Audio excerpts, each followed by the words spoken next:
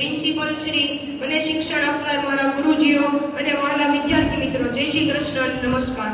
હું બોરટરામ, ધોરણ 8 નો વિદ્યાર્થી. આજે તમને ગુરુ પૂર્ણિમા વિશે થોડુંક કહીશ. ગુલ ખिले गुलशन खिले और खिले गुलदस्ते, गुल खिले गुलशन खिले और खिले गुलदस्ते. आप सभी को कुछ कहने से पहले मेरा दिल से नमस्कार. गुरुर् ब्रह्मा गुरुर्विष्णु गुरुर्देवो महेश्वरा, गुरुर् साक्षात परब्रह्म तस्मै श्री गुरुवे नमः. अर्थात गुरु બ્રહ્મા છે, ગુરુ વિષ્ણુ છે, ગુરુ શંકર છે. અરે મિત્રો, ગુરુ સાક્ષાત બ્રહ્માનું સ્વરૂપ છે. અષાઢ મહિનાની પૂર્ણિમાને ગુરુ પૂર્ણિમા કહેવામાં આવે છે.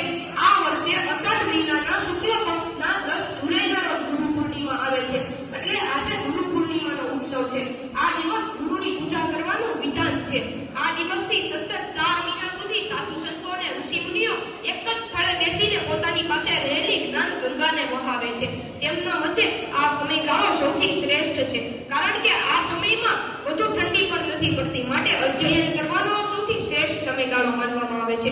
જેવી રીતે સૂર્યના તાપથી તપેલી ભૂમિમાં વર્ષાના જળથી શીતળતા અને પાપ પેદા કરવાની શક્તિ મળે છે, તેવી જ રીતે ગુરુના ચરણોમાં ઉપસ્થિત સાધકોને જ્ઞાન, ભક્તિ, શાંતિ અને યોગ શક્તિ મેળવવાની શક્તિ મળે છે.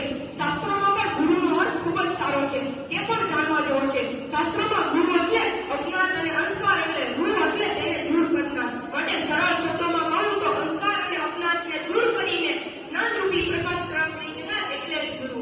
ગુરુ શિષ્યનો સંબંધ સેતુ સમાન હોય છે. પ્રથમ ગુરુ તો આપણા માતા પિતા હોય છે, પરંતુ ભાવિ જીવનનું નિર્માણ કરવા માટે તો ગુરુની જરૂર પડે છે.